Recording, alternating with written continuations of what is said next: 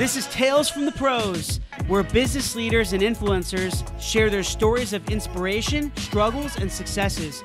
And I'm your host, Michael Giorgio.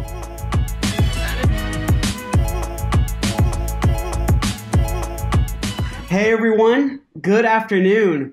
Welcome to Tales from the Pros, and this is Michael Giorgio, your host and co-founder of Motivational. Our unbelievable guest with me here today has inspired millions of people around the globe through his YouTube videos, books, famous TED Talks. He is also a global leader, influencer, and one of the most well-known motivational speakers and self-help authors around. Please welcome the amazing Sean Stephenson. Sean, thank you so much for being with me here today. I really appreciate it, buddy. Hey, thank you for having me. Absolutely. I know we spoke before. I know you're crazy busy, and like I said, I'm really humbled and honored to have you on. So I really, really appreciate it. It's my pleasure. I'm really appreciative of what you're doing for this planet. Awesome. Thank you.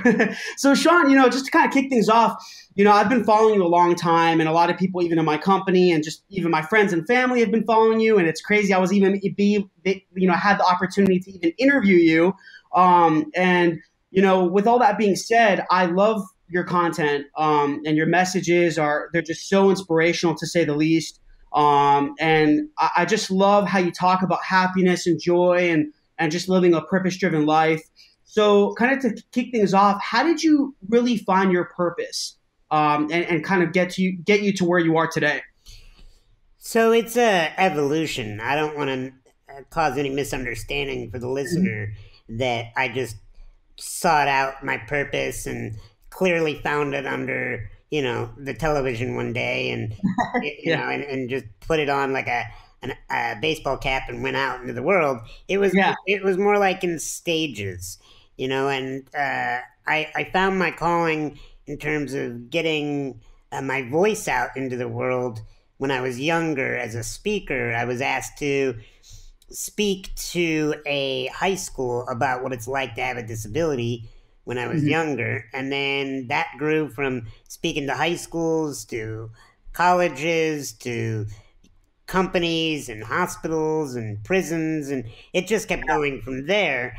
And, the purpose side of it all has been honed by having really good mentors. I had a mentor about 7 years ago that sat me down and he said, "Sean, why were you born?" And he asked that question, "Why were you born?" probably close to a dozen times until I got to the root that I was born to help rid this world of insecurity, the very thing that I think causes a lot of our heartache and problems in life. And so I've been honing that. I continued to work on my purpose, and I'm finding that my purpose is expanding, that it's more than just being a speaker and a therapist and an author. It's now branching into comedy and movies and television and doing more to get my I would just say my energy and love and information out into the world, and not feel that it has to show up in one specific way and to one specific group. Yeah, no, it makes sense. So was it kind of like as you matured, you got older, did you kind of feel it just kind of happened? Some things just happen in life, or do you felt it was really like a destiny type thing? I don't think it was any one particular thing. I think that there's certain elements of maybe destiny that is in play there. There's maybe some certain element of chance, but I also think that in my core, when I answer that intuitively, I think it was my pursuit as well, my desire to listen, because we all have callings that come from within to, how many people do you know that has an idea to invent something, but then they never go out and patent it, and then they see it a few years later and they're pissed off. Why didn't I do something about that idea? I had that great idea. And then they get upset. Well, we are all getting good ideas. We're all getting that calling from within to say, hey, you need to you need to create this project. You need to help this group of people. You need to be exploring this part of the world. We all get those internal callings, but not all of us have the the follow through to actually go do something on that calling. And I think my career and my life has been listening to the calling and stumbling and bumping my head and falling down continuously through the Mhm. process of going in the direction of where that calling is telling me to go. Yeah, no, absolutely. I agree. I mean, it's pretty cool. You know, even like with me when I was younger, I was bullied for like 15 years, and not physically, but verbally bullied in school, and I was just never treated well. And even through college, man, it's crazy. And but I felt like with me when I listen to a lot of your content, it inspires me because when I feel like, man, how I found my purpose and really what makes me happy and what made me execute it is because a lot of what I went through in my life, I felt like it sounds crazy saying this, but because I was bullied and because of the things I went through, I felt like, man, for people to treat me that way, I'm doing something right. For me to be treated that way, it's like, man, I was just good to people and I was kind and I used that kindness and I used kind of the humility factor of it to enable me to start my business and that it's pretty cool. So I love what you're talking about, and I definitely see how I put myself in a lot of your audience's shoes, and I see how you're helping so many people, and that's pretty amazing, Sean. I really love it. So I know you talk about a lot about happiness, and you know with with that being said, happiness means something different to everybody else. So in your thoughts, what do you feel? What do you think happiness really means? How do you find happiness? Or is it just I yeah. think there's two kinds of happiness. I think there's happiness that is derived from a state of being, so like Mhm. meditation and spiritually connecting, like being present, Yep, brings an element of happiness. And then there's happiness that comes from doing, and yep, that's yep. actually like the pursuit of the dream, the pursuit of perfection, the pursuit, not perfection, but you know what I mean, the pursuit of bettering yourself, the pursuit of Yeah, growth, and progress. yeah, progress, exactly. And I think it's important to have both types of happiness. You want that happiness that comes from, hey, you know what? I don't need to have any achievements to feel worthy of love, and I don't need anything other than just listening to my own uh, heartbeat and just breathing and listening to my own breathing and just being present. Like there's a level of happiness that comes from being, and then there's that happiness that comes from like, you know what? I'm going to get out of my bed. I'm going to go after my day. I'm going to write down my goals. I'm going to read my goals. I'm going to hit the gym. I'm going to pursue the difficult learnings so that I can better my mind, my body, my business, my world. I can better my world. And so those types of happiness, being and doing, I think that's how I see happiness. I don't see happiness as some kind of magic that eludes, that just kind of like shows up out of nowhere. I think it's either because you're being conscious about your being, you're being conscious about your doing, or you're being conscious, hopefully, about both.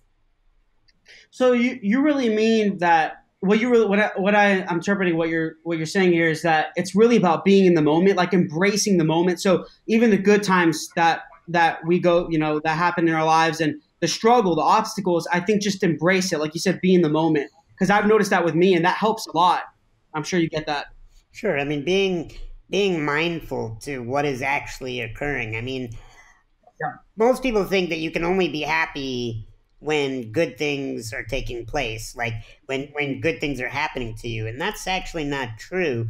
Uh, I agree. that you can actually be happy even during difficult times or times that others would say are horrible. Like if you ever attended a funeral, you know that if that person has a peer group and family that loved that person, the eulogy will usually make people laugh and smile, not just cry. Because even in the darkest of hours, like the loss of somebody we care about, there's still beauty present and there's still amazing experiences that we can embrace. So I think that being present, and also, don't get me wrong, I think that a lot of happiness can come from that progress and achievement. I am very meticulous about tracking my self care and my business care.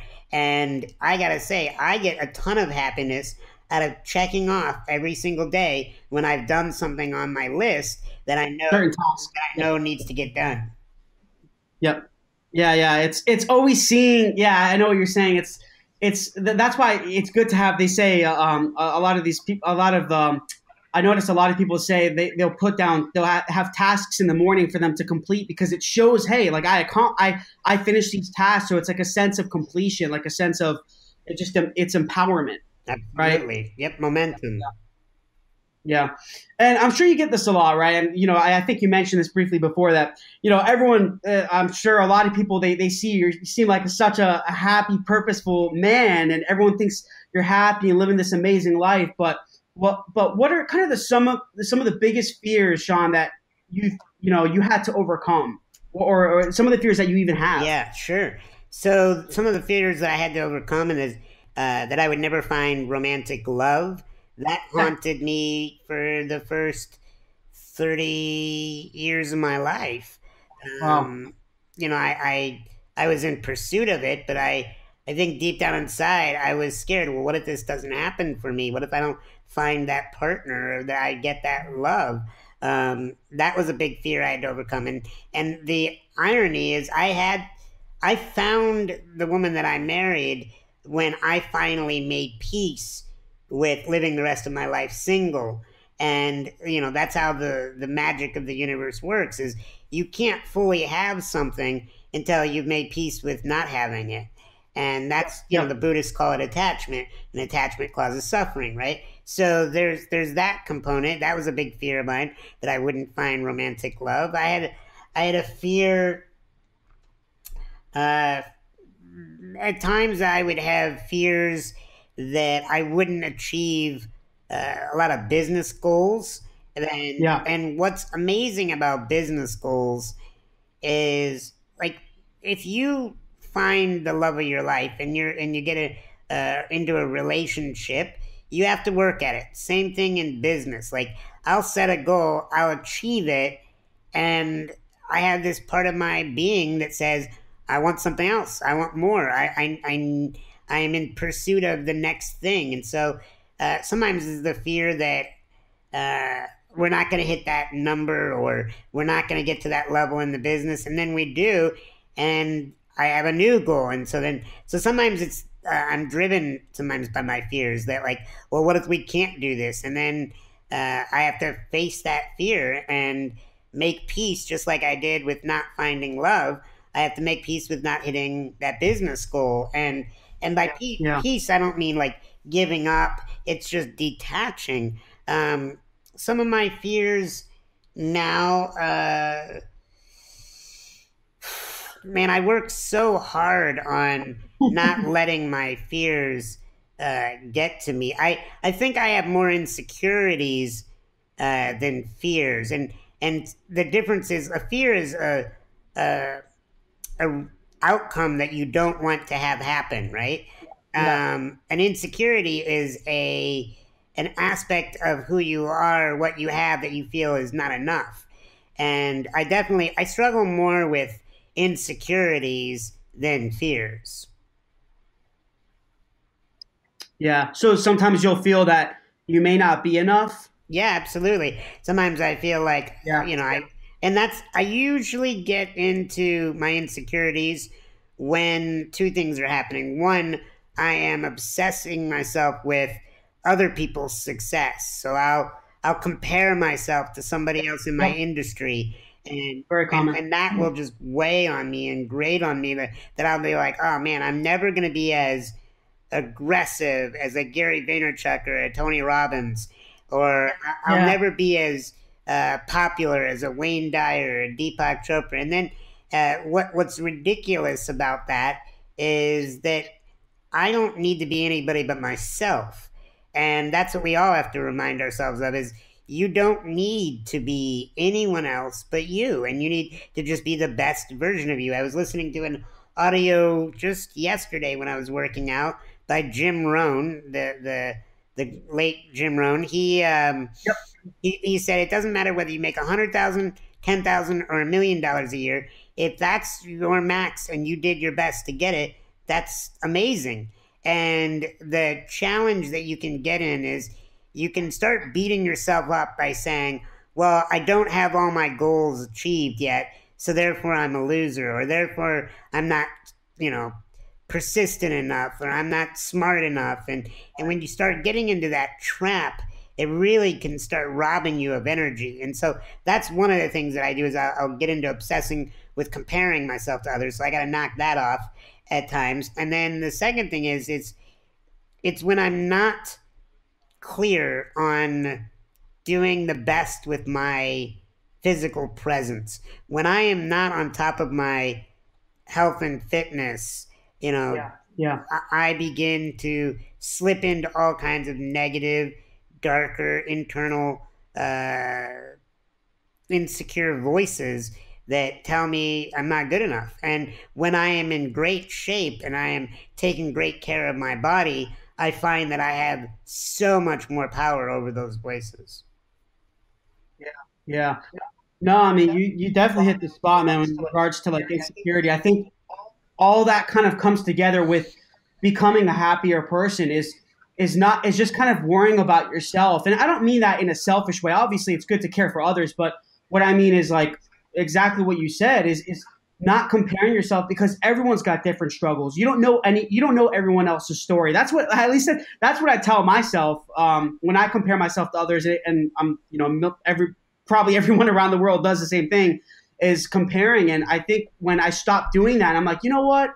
I'm happy with what I've done. You got to kind of, take a deep breath and think like, man, I'm thankful. Like I'm doing good for myself and I'm doing the best that I can. Now, I've listened to a lot of your content talking about like even just, work ethic is huge, I think. And when you're not working hard and not doing your best, that can probably lead to not being a happy person. What are your thoughts on that in terms of like work ethic and doing the best that you can in your life? Yeah, so when it comes to work ethic, I find that if you're not, I'm going to sound like a broken record, but I'm paid to be, I guess. If you're not tracking the different things in your life, you're not tracking your income, you're not tracking your workouts, you're not tracking your journaling, you're not tracking your prayer and meditation, you're not tracking the time you spend with your family and your friends. If you're not tracking, then you're not developing a record to see where are you slipping, where do you need help. And so you can just feel so overwhelmed, like, man, I don't know what I'm doing wrong or what I'm not doing right. And then you don't even know where to begin. When you start tracking, there's a great quote that says, what you track improves. And it's true because you see the data and you can't Yeah. deny the data. I'm embarrassed to admit this, but I'm going to, that in the month of April, I only worked out one day. And I look back at that because I had tracked that I only worked out one day in the month of April. And I was like, holy cow, I thought I worked out at least 7 to 10 days. But the brain will do everything to try to not make you the bad guy. And like there's this great book that I started, it's called Mistakes Were Made But Not By Me. And it's all about self-deception. And when you're not tracking something, it's easy to start deceiving yourself. And when you deceive yourself, then you can get off track tremendously. So I think for me, it's about tracking my progress. That's what helps with my work ethic because I can see like, oh, wow, I worked out 12 of the last 12 days. That's awesome. Or I can see, wow, like I have collected money on 8 out of the last 9 days for my business. So we're doing good. And like if you can start to track things, that can develop your work ethic to get better and better. But if you're not tracking, then you don't even know if you have a good work ethic and you don't even know where you need support. Yeah, wow, that's powerful. Yeah, I haven't really thought about that. Actually, tracking my even just personal activities, not just work. I tend to track. It seems like a lot of us track things that make us money and business and things like that, but you actually got to track the things that are probably even more important, Your right? health, your Your family, yeah, absolutely. So Yep. I have something that I'm going to be making a product out of next year. And right now, what I'm doing is I am spending the entire year of 2018 tracking every major important area of my life, um, Wow. in business and in personal.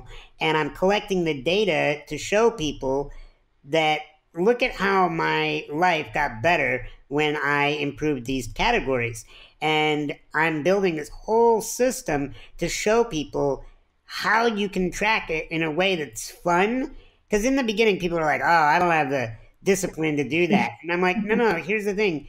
You say you don't have the discipline to do that because you've never done it before. If you start doing it, it becomes really intoxicating. It's fun. Like a It's habit. really great. Like people love the metrics of their business, but it's really cool to know the metrics of your life. I score every single day at the end of the day what my overall mood 0 to 10 is.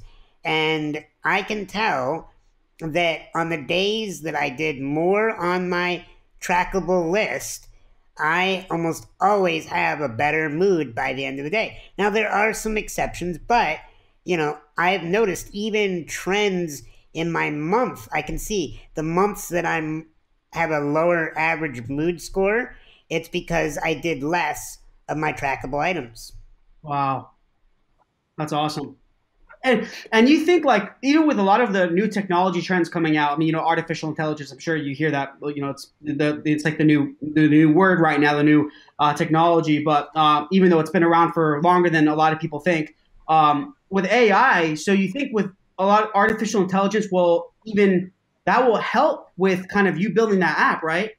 I would think getting that data. Yeah, well, because artificial intelligence and other different elements of technology, what'll be great is you can have a virtual coach, and the virtual coach can find the data and say, look, the reason why you're not sleeping well, because I track my sleeping, the reason why you're not sleeping well, Sean, is because you didn't hydrate and you didn't exercise in the last 4 days. So your body is struggling to try to repair itself with improper resources at night, and that's why your sleep is off. And your sleep is off is why your mood is lower, and the reason why your business is struggling because you're going in with a lower mood into your sales conversations. You're not as inspiring, you're not as excited, you're not as motivated, so therefore people aren't as drawn to you, so therefore they don't want to work with you. So your income is down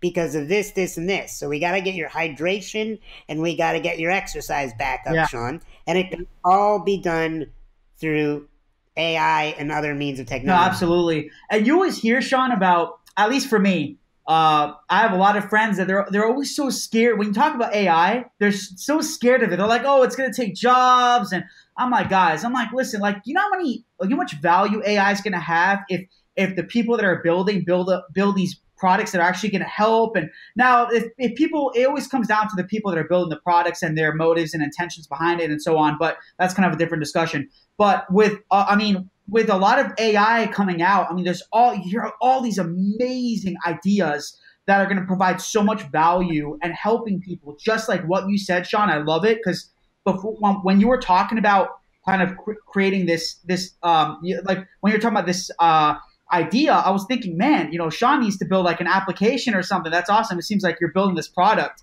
so that's amazing, Yep. man. Well, and let me comment and piggyback off of what you just said about people's fears of technology like AI. The issue is throughout all forms of technology, throughout all of the human species' existence, there's been groups of people that have been Yeah. afraid, and that is common.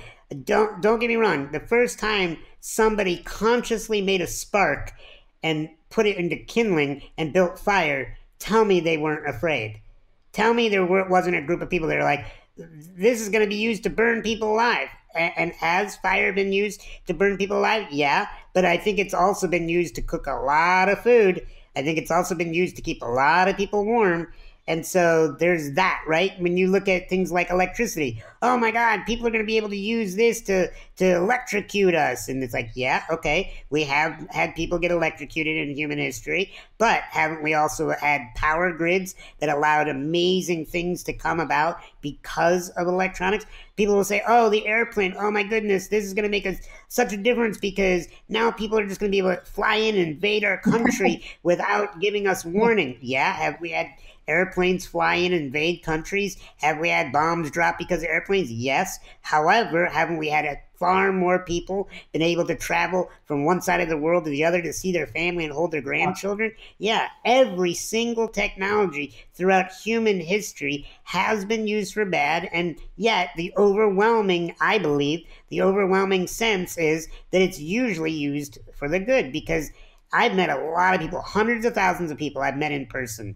I've met millions online through my work, but I gotta say, the majority of human beings want to do good, Yeah. want to help each other, want to be loved and receive love. And so I'm going to always bet on that. And does that mean that there's still going to be problems? Of Yeah. course. Look, for years, Terminator 2 was my favorite movie.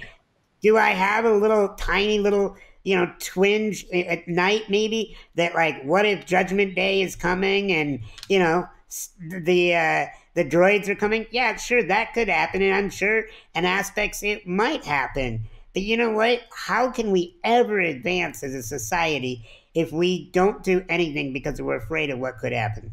Yeah, no, I agree. I absolutely agree. I think it's always a little scary sometimes when there's a big change in technology or change in general globally. But I think people are just going to adapt, and I think there's going to be a lot of great coming out of it. I completely agree. And some people I've even interviewed on the podcast said the exact same thing, that there's going to be a lot of amazing things happening. So that's awesome. And Do you know? yeah, Do you do you know what the number one fear a few hundred years ago of city planners? Their number one fear was, we are going to have too much horse poop because the number of the population riding horses, there's going to be so much horse poop, we're not going to be able to remove all the horse poop. I'm going to ask you, did you have any fear this morning about horse poop? no, No, no, because it seems ridiculous, right? But yet, hundreds of years ago, when the only transportation was horseback, that was their number one fear. crazy. Wow. Yeah, that's I definitely don't think about that when I wake up. So Sean, like, to jump a little bit here, so in regards to, like, you get to this point of success in your life and speaking around the world, inspiring lots of people, you definitely I'm sure you went through a lot, and overcoming adversity and living, I think overcoming adversity is huge, at least for your business, because building a business, as you know, is tough and it's a struggle. But the more you overcome adversity, you're closer to reaching your goals. At least for what I believe, perseverance plays a huge role. So, what were some of your kind of biggest challenges, not just in business but in personal life, other than anything physical?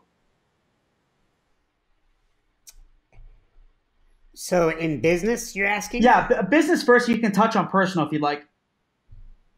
Yeah, biggest challenges in business?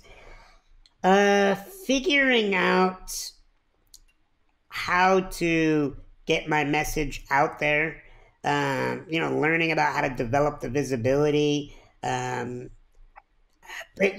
business and personal, the greatest challenge is always getting myself to continue to stay on course and see the vision, because the moment you start to worry, like, well, why are they going to care about my speech or my book or my program any more than anybody else? And then that can kick on your insecurities, and then you can want to quit, right? So that's always a possible reality that you're dealing with in business.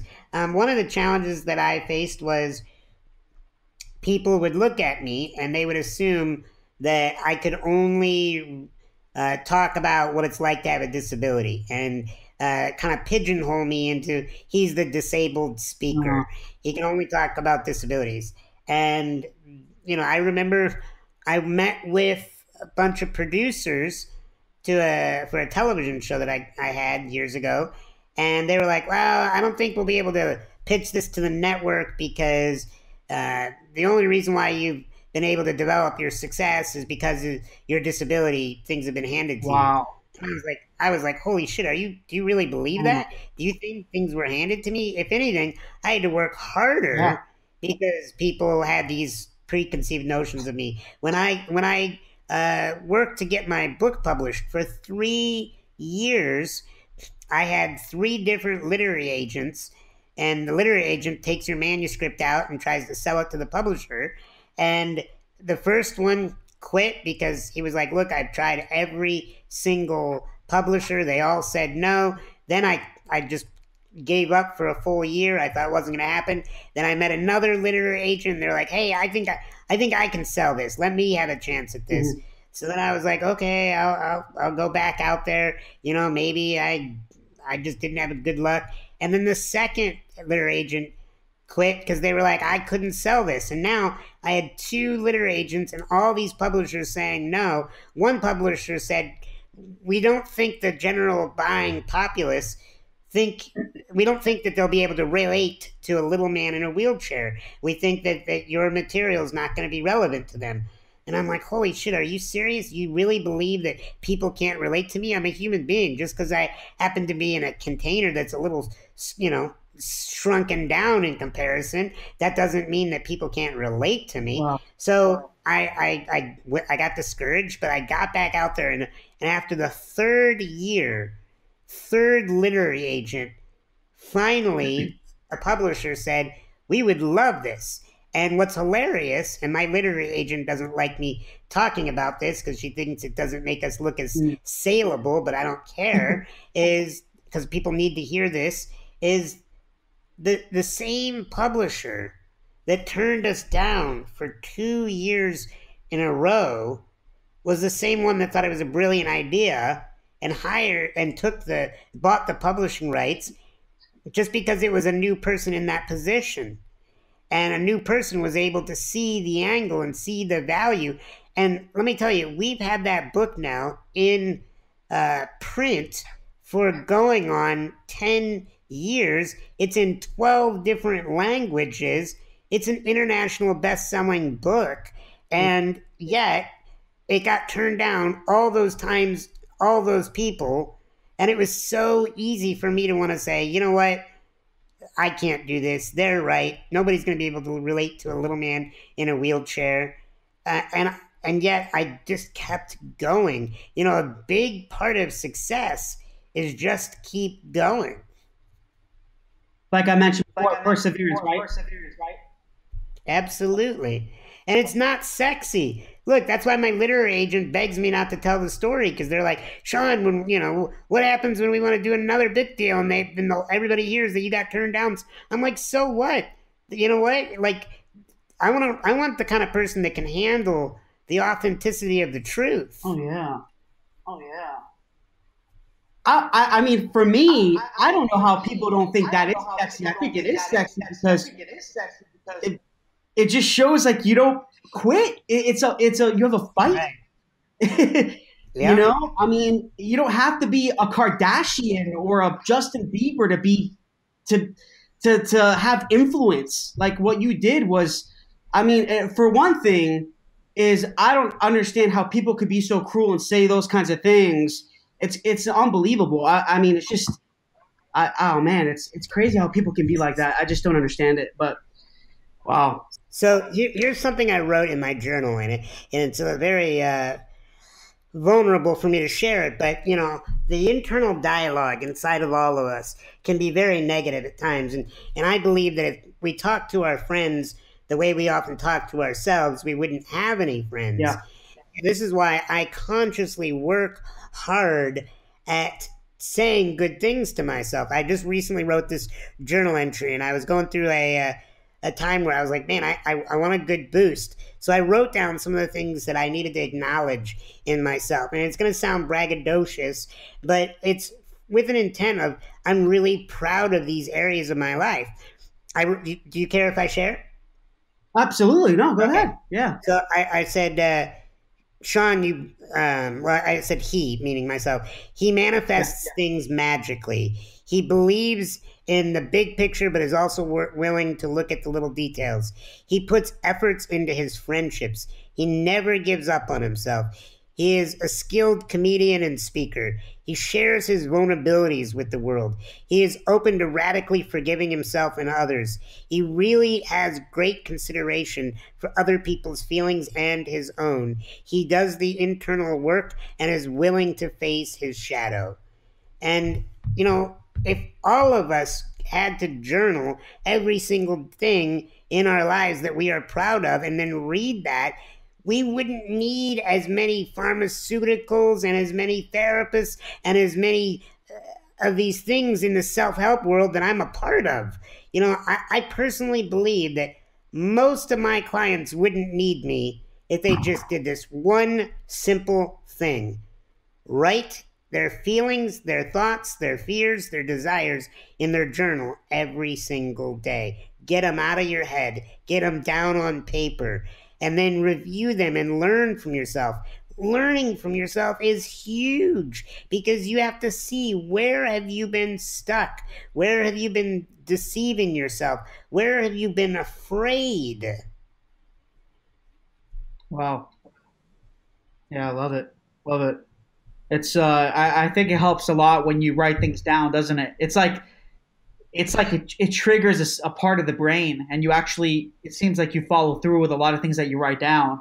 Yeah, because thoughts are invisible, right? A Right. thought, you can have a thought, a belief is invisible, but when you start to write it down, sometimes people don't have the conscious courage to do this, but it would heal them so greatly, is admit where you are hard on yourself and what you believe about yourself. And first you have to just get it out on paper and say, like, holy shit, like I believe that I'm worthless. I believe that I'm not good. But then you have to balance it out and say, but what else do I believe that's the opposite of this? Aren't there days where I believe I'm unstoppable? Aren't there days where I believe that I am capable of things beyond my own imagination, power? You know, like when you're writing things down and you see it in black and white, you can't deny it anymore. Yeah. No, that's true. Yeah. That's great stuff, man. Yeah, and I think that's awesome. Yeah, I mean, it definitely helps me when I write things down, for sure. And if you hear a lot of the most successful CEOs, they're still writing stuff down. They don't even have their secretaries and their executive assistants write a lot of the tasks. They still write themselves, and they follow it every day. But Yeah, I I think mean, it's important to do the personal, like what you said. It's not just business. More important is your personal, because the personal stuff affects your business. absolutely. You know, nobody can do your push-ups for you. Nobody can do the journaling, internal work. Nobody can love your children the way you can love your children. Like, you have to do certain things. You can't outsource everything. Hmm. Hmm. Yeah, and this is a question actually that I didn't have planned to ask this, and it kind of came to me. But when before we talked a little bit about living a purpose-driven life and being happy, do you think, Sean, that those are connected, or do you think they kind of serve different purposes? I think you can be happy and not necessarily on your purpose, and I think you can be on your purpose and not necessarily happy. I see purpose as more fuel to get you out of bed, but I know a lot of people that are very purpose driven, but Right. they're not taking great care of themselves. You know, I look at it this way. I'll tell you my unstoppable formula. Yeah. Tell There's me. Yeah. three there are three parts. Number one, you have to have impeccable self-care. Impeccable self-care. That's what we've been talking about through this whole interview, about tracking your personal and professional areas. So you got to have Hmm. impeccable self-care so that you can overcome your insecurities. The second thing is you have to be aligned with your life purpose, is what you're talking about. And when you're aligned with your life purpose, you get God's caffeine. You get a bolt of electricity that gets you out of bed to go after doing something bigger than you in your Right. life. But then the third and final stage, if you do those first two, that's still not enough. The last one is your environment. The environment that you keep. If you are not keeping an incredibly empowering environment, you're going to fail. You're going to, and I don't mean fail like not hit the mark. You're going to be in pain and suffer and have to go uphill and hurt through the whole existence. Your environment is based on who you hang out with, who you seek to get advice from, what books and music you're listening to, where you live, how you keep your living and professional space. Your environment is so critical because you are absorbing it every single day. When you're in the environment, you become the environment. You want to be mega wealthy, you need to not hang out with broke people. You want to be super healthy, you can't hang out with people who are out of shape. You want to be super spiritual and connected, enlightened, you can't hang out with people that complain and chronically pick people apart and are defensive. You have to get the environment right first. It's like getting into a bathtub that is filled with mud and thinking you're going to come out clean. It ain't going to happen. Yeah. You need to have an environment that empowers you.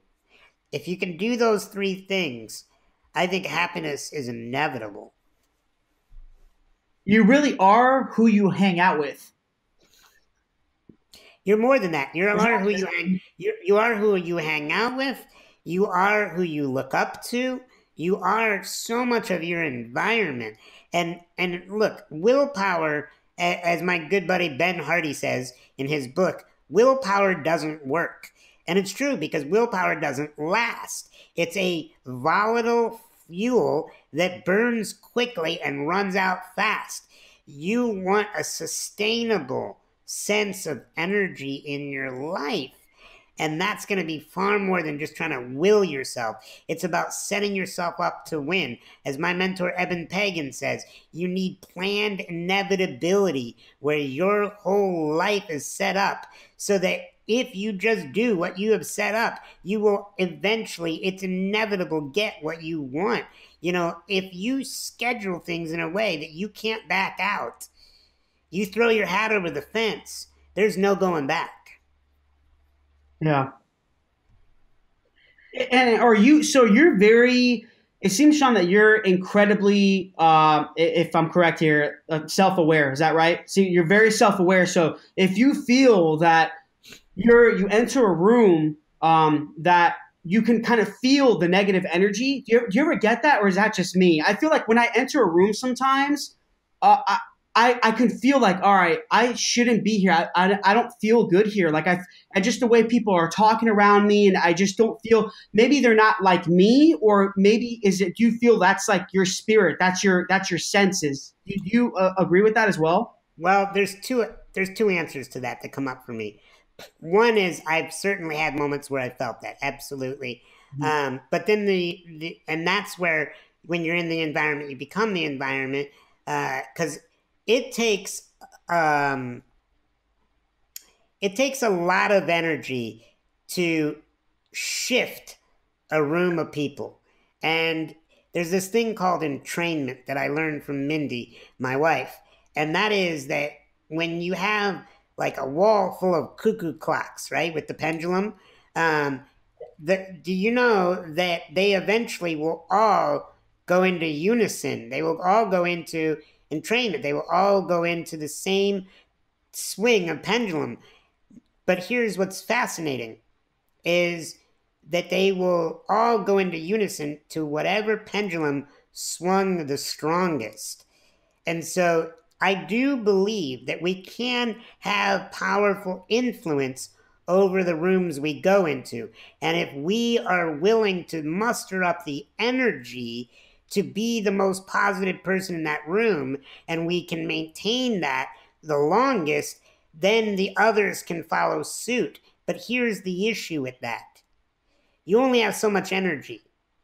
And do you want to spend all of your energy trying to get everyone around you that doesn't want to be happy with you, when you might have tons of people on this planet who are begging and pleading for your support and help that you're ignoring, that would love to swing a positive pendulum with you, but you're ignoring them because you keep fixating on that 1 or 5 people that are negative, that you think you're going to be the entrainment, you're going to be the strongest pendulum. You know, there is both of those sides to it. It's like, yes, you can influence people and you can be the strongest positive influence in the room, but you only have so much energy, and you have to ask yourself, is it worth the expenditure of the energy? You know, I love the motto of the Coast Guard. And to the best of my abilities, this is what I believe to be true, is the Coast Guard has a motto that when they come upon a shipwreck and they only have so many seats and so much energy to get people out of the water, they have to choose who is going to live and die. And that is a horrible, horrible experience. But the way they go about their selection process is they save the ones who swim toward them.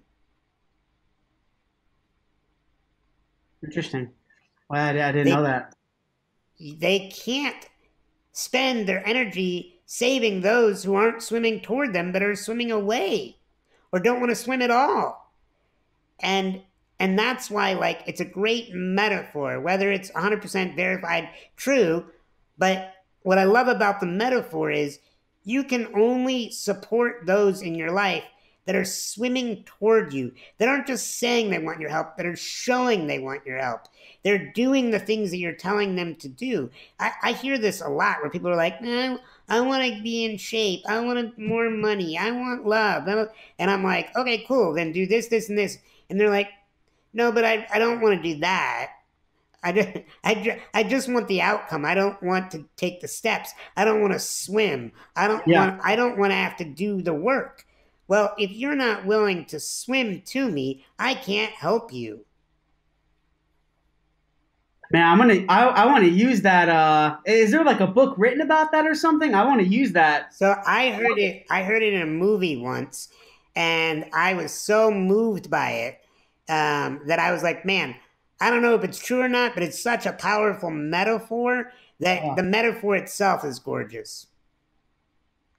Yeah, it just shows you a lot of people, they want all these things, but they're not willing to make the sacrifice.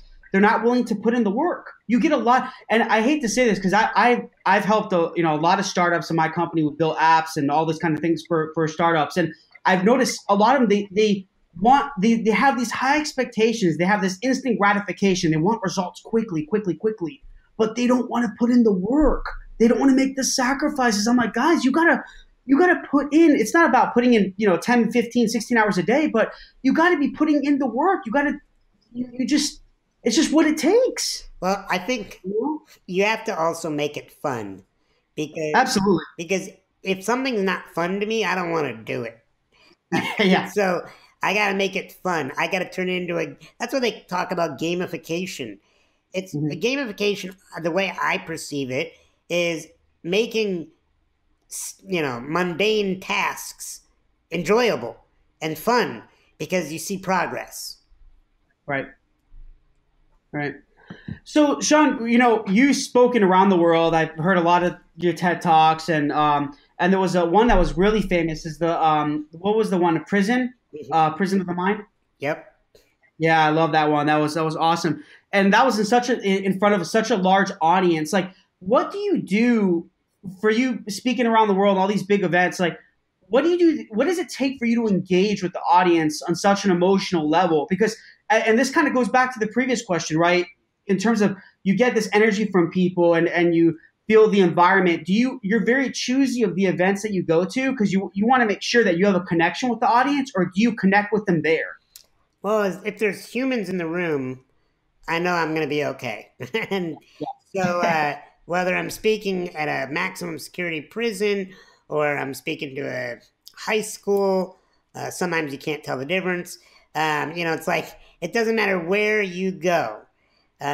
you have to prepare yourself energetically before you go in there. And so I spend a lot of time preparing my mind and my heart for the issues that are going to be invisible, that are in the room. The person that has been hurt, the person that is dealing with emotional scar tissue, things that are, I visualize the different types of pain that could be present in my audience, and I visualize connecting to their pain and being a beacon of light to hopefully have them move away from that and go toward a healing set of beliefs and behaviors. And so it's taken years for me to develop that stage presence, that when I take the stage, it doesn't matter where I'm at. I know that if there's humans listening, I'm going to hopefully be a beacon that they are going to be willing to swim toward. Mm-hmm. Do you ever get nervous before you talk? I don't get nervous in the way most people refer to public speaking nerves. I sometimes will get overwhelmed because I have so many things that I might want to achieve while I'm up on that stage, so many different stories that I might want to tell or points that I want to come across. And then my anxious energy sometimes comes from paring down, because what am I not going to say, right? Because there's so much that I want to cover, so much ground. I don't get nervous of like, well, what if I make a mistake, or what if they don't like me? Like those I've been doing this for 23 years, so those days are behind me. Sometimes I'll get a little nervous if I'm speaking at an event and the event host is like a really good friend of mine, and I want to do a phenomenal job because I don't want to let my friend down. Sometimes I'll get a little bit of nerves with that, but the majority of the time, nerves don't show up anymore in my life on stage. Yeah. So just through a lot of experience. So when you did start speaking, though, I'm sure you got pretty nervous. When I speak, sometimes it's like a weird thing. I don't get nervous because I don't feel confident. It's just that I feel nervous just because I guess I put the pressure on myself. I don't want to mess up and things like that. But as long as I know the content and I'm passionate about it, I'm fine. It's more like an adrenaline type thing. Yeah, when I was younger, I really didn't have even that much stage fright or fear of public speaking, because I felt my internal belief was, being 3 feet tall and in a wheelchair, I had been stared at my whole life. I felt like I was always on stage. And so, I would go to the mall or to the grocery store and be stared at. So my mentality was, it's about time I start getting paid for it, and so for me, I didn't experience that much nerves around speaking. Yeah. And I'm sure that played a big role in building your personal brand, right? I mean, you're well known on social media. I mean, you have a lot of followers and just a huge community of people around the world that follow you. So I'm sure the speaking helped you. Did you have like a certain approach, Sean, or a business strategy that you had to implement and execute in order for you to build your personal brand? Or you think it was through just years and years of consistent messages and content, or was it where you think it was that you were unique in a sense, or you think do you have a specific strategy that anyone can kind of follow? Well, to out myself, I've never been one in the past. I've started it later in life as I've gotten older, but when I started, I didn't know what the hell I was doing. I was not business savvy. I was not raised by entrepreneurs. Until this year, I don't think I could ever spell entrepreneur. So, we're making progress. But I can say that I didn't really have a specific strategy or system, but I did have a calling. And the calling was, I need to get out in front of as many people as possible while I'm here on this planet. And I want to be an example to them of what's possible with their own life. And so I was constantly moving forward to say, well, what groups, what areas? And then when the internet got popular, because when I started, the internet didn't exist, really. I mean, I'm sure 23 years ago, it probably started just amongst the military and government and stuff. But it really didn't get popular, I don't think, with social media and everything until maybe like the last 10 to 15 years.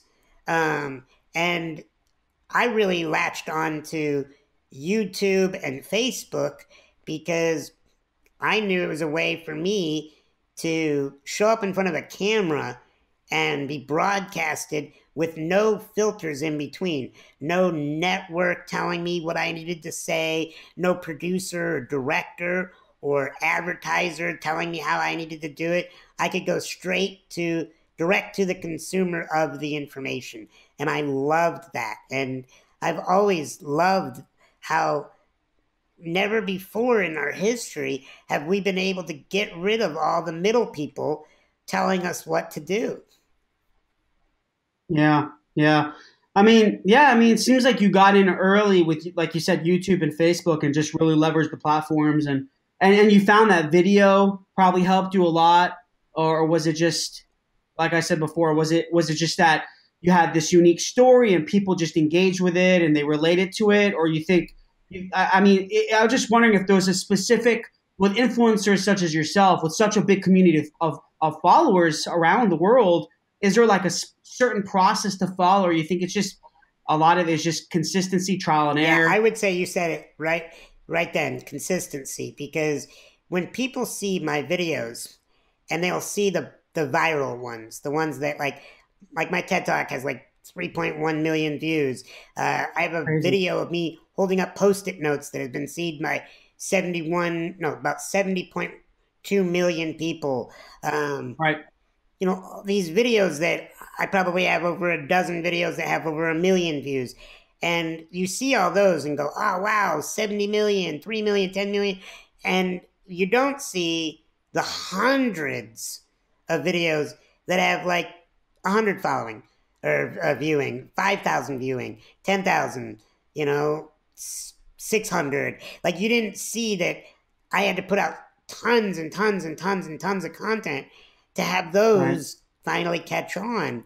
It's like when you see somebody and they have the trappings of success, they have all the things that are sexy, and you go, oh man, I'd love to have that.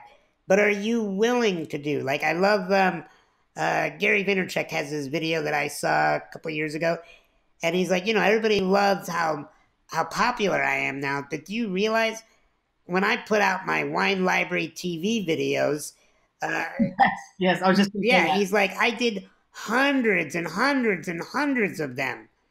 And people thought I was crazy because they'd have like 5 views, 20 views, 100 views. And, now Gary puts out a book and it becomes a bestseller the first day it hits the market. And that's awesome because he laid the groundwork. He built up the consistency. It's no different than when you see somebody in great shape and they have bulging muscles and very cut, defined physique. They didn't just work out this morning. They've been doing it consistently. Oh, no. When you see a great marriage and you see a couple happily in love and in great communication, they didn't just meet today. They had worked through difficult times. When you see a business and it's humming, it didn't open this morning, and so you have to be willing to get excited about the consistency of it. And let me tell you, I have so much more to go.